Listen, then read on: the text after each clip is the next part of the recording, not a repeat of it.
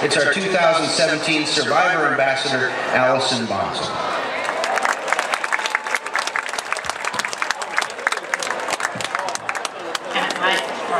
Hi, everybody. Welcome to the walk. It's really an honor to speak to you today because this means you care about your community and about the horror that is breast cancer and kicking it to the curb. People ask me why I want to talk in front of so many people, and it's not necessarily that I like to talk in front of this many people, but if I can help one person in their medical journey by telling my story, then I will. I apologize in advance if I get a little shaky.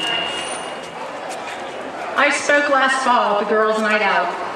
That's the first time I had done anything for about a year because I kind of wanted to just not see anything pink for a while.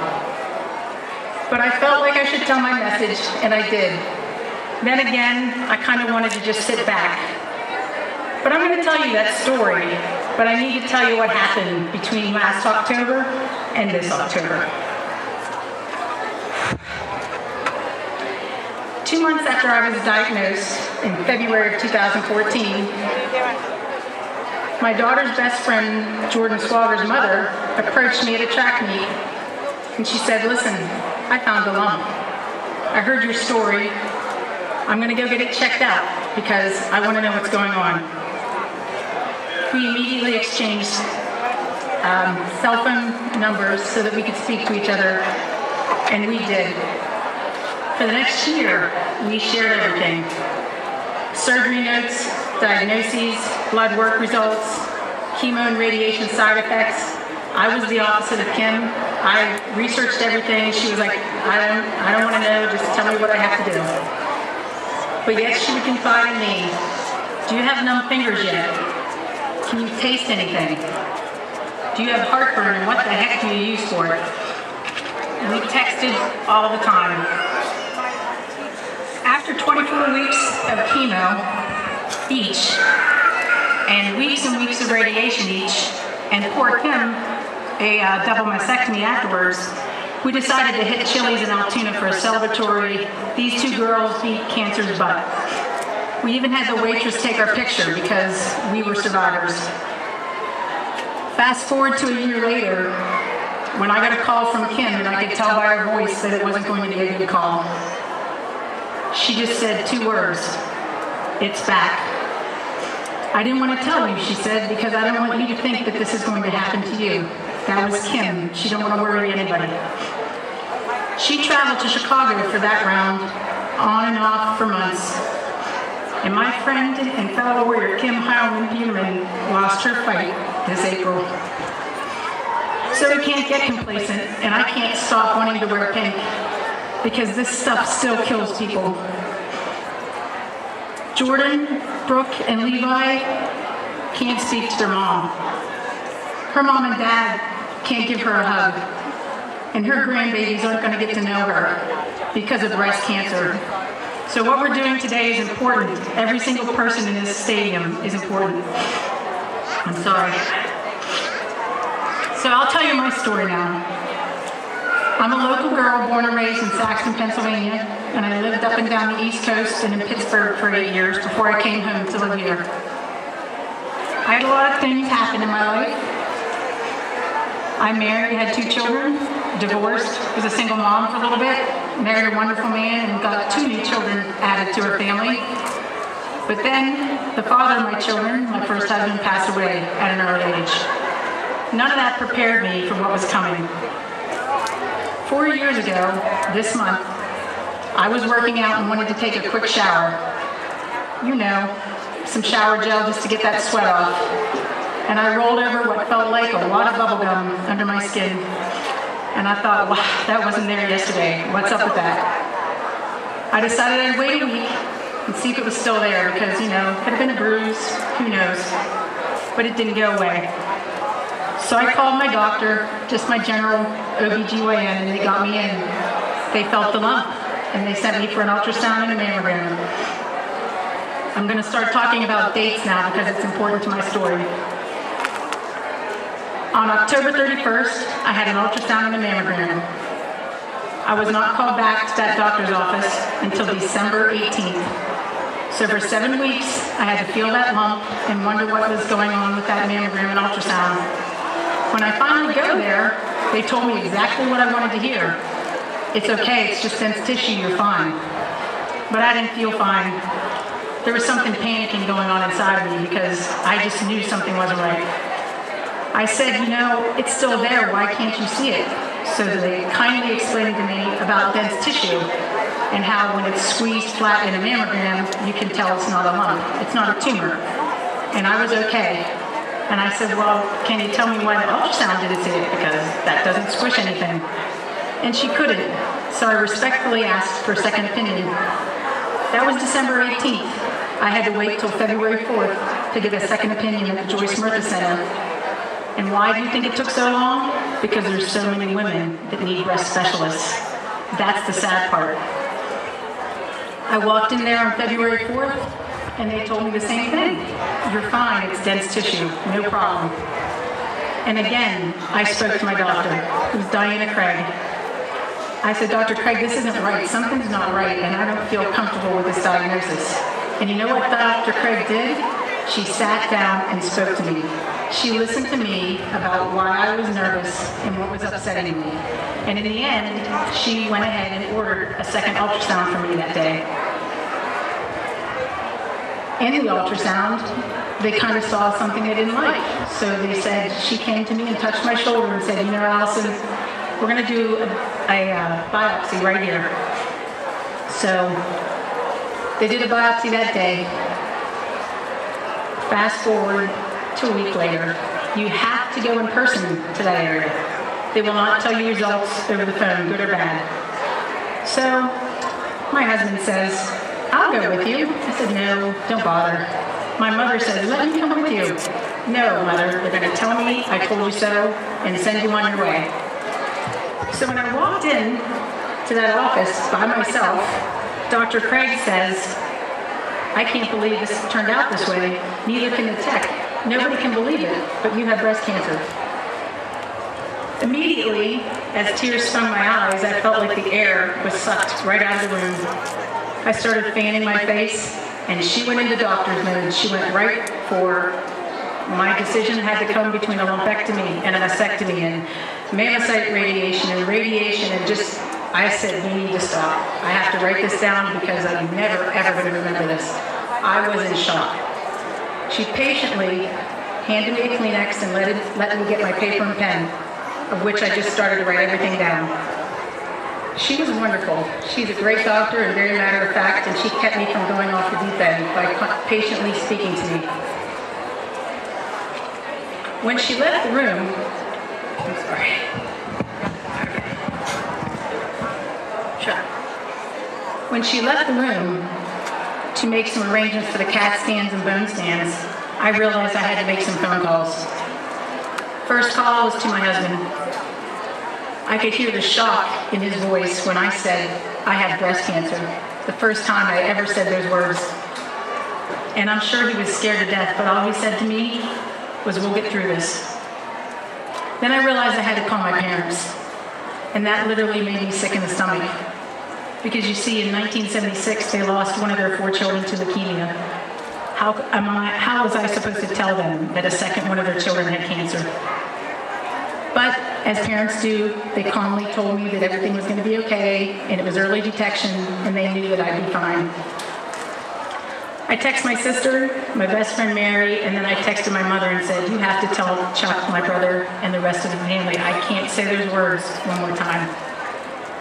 So I drive from Somerset back to Tyrone because it was senior night for my daughter Lucy's basketball game, and I was the booster president. I had balloons to pick up, flowers to pick up, an event to manage. Life was not going to change or stop because I had breast cancer. One thing I'd like to add is I never once felt, why me? Because with 1 in 8 women getting breast cancer each year, we all should be asking, why not me? If there's 1,000 people here today, 120 of us will have breast cancer in our lifetime. 120 people. Look around. That's a lot of people. As the game finishes, I go home and wait to tell my children. I was scared to death, and it's the one thing that brought me to tears all day. they lost their dad, and now they were going to be afraid they were going to lose me. So that was the beginning of my attitude building. As the doctor said, attitude is everything, and I have to say, I made sure my attitude was a good one. I decided that cancer was going to fight me. I wasn't going to fight cancer.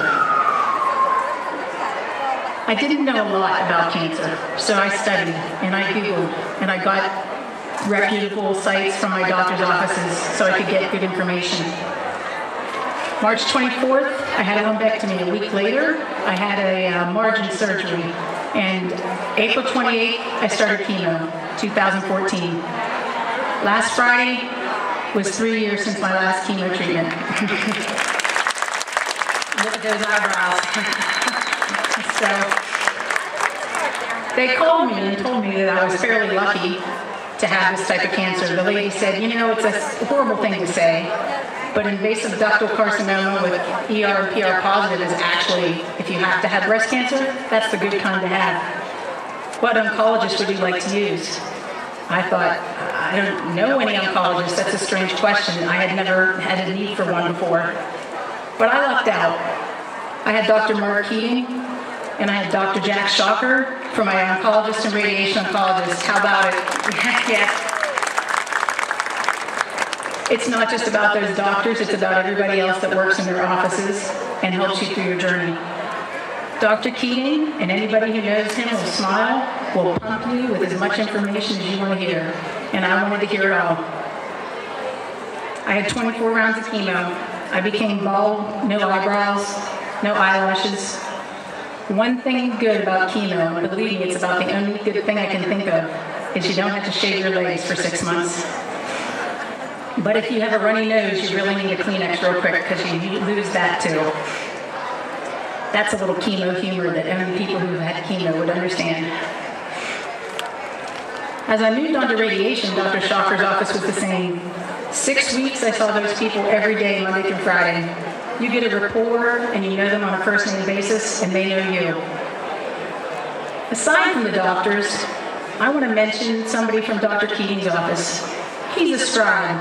He walks in when you first get there and takes all your information and has a conversation with you before the doctor gets there. His name is Matt. And he made the biggest impact on me of anybody on my journey. He said to me, you need to do what you can in chemo. If you feel like you can go to work, then go to work. If you feel like you can take a walk, then take a walk. If you feel like you can do some housework, then do some housework, because the more you do, the better you're going to feel. My attitude was commented on by many people, and it came from the comfort level with my team of physicians and all the people in their offices. Even though I had the oncologist and the radiation oncologist, I continued to see Dr. Craig, my surgeon. Dr. Gregory, my primary care, was amazing with all those things that you don't hear about with chemo, like horrible heartburn, insomnia from steroids, neuropathy in your feet.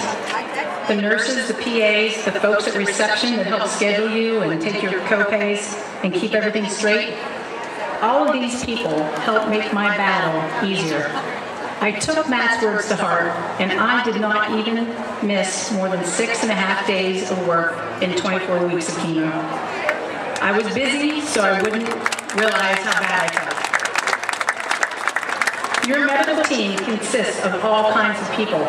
Matt the scribe, Heather from Joyce Murtha, Megan at Dr. Shocker's, and countless others that my chemo brain has made me forget their names. It's one team of people helping to make your life better and your medical journey easier. So let's reflect. I'm almost done. I find a lump that nobody can see, and I question it. I get a second opinion, and I question that too. I get cancer, and I get treatment, and I question a lot. Do not fear your physicians. Do not feel like they don't want to know what you have to say. Be patient with them too. They don't exactly have a great job some days, and I'm sure they're pretty sad sometimes. We are all in this together. Doctors are smart. They're really, really smart. And let's face it, they're the experts in cancer. But you are the expert in you. And you need to share that expertise with your doctor. They can't go by the averages, they need to go by you. I stand before you today 4 years to the day that I found that lump, well, 4 years to the month, excuse me, that I found that lump, and I'm cancer-free. I wonder what my life would have been like if I hadn't gone for that second opinion and went home and sat for 6 months. I want you to reflect on my story when you go see a physician and you have concerns, but I also want you to reflect on Kim's. Cancer's a killer, and the earlier detected, the better it is. Kim got me rejuvenated to wear my pink again, and I'm not going to let her down. Get your mammos, ladies. Talk to your doctors, and remember, you're not in this alone. So fight like a girl. I just had to ask, Alison, hearing your story, especially the first time when we spoke the last time, what was it that made you question when you were there? So your doctor said, no, it's okay, you're fine. And then the second doctor said, no, it's all right, it's not cancer. What was it? How would you best describe what it was that made you say, you know what? I need more. I want more assurance. Is there anything how you best describe that? You're asking me the one question I really can't answer. I would say it was a feeling, just something inside me. But I can tell you this. You need to listen to that little voice, and even if you're not sure why you feel that way, you still should tell your doctor, because that's what got me where I was, and they're willing to listen to you. You can't think that they're not, they are. So that is what made me go forth with second opinion. And how much would you say that your attitude had an impact on your ultimate, that you're cancer-free, the way that you chose to deal with it? I mean, I know there's no guarantee, but do you have a sense of how the way you dealt with it had an impact? I think it added all the impact. The fact that it got me to work. I shaved my head because I wasn't going to let cancer take my hair. I had been given advice, so I shaved it. I said, you're not taking it, cancer, I'll take it on my terms. And that's how it started, and I felt that way the whole way through. Alison Bonsell, everybody, thank you so much, our ambassador this year. Great story. Thank you.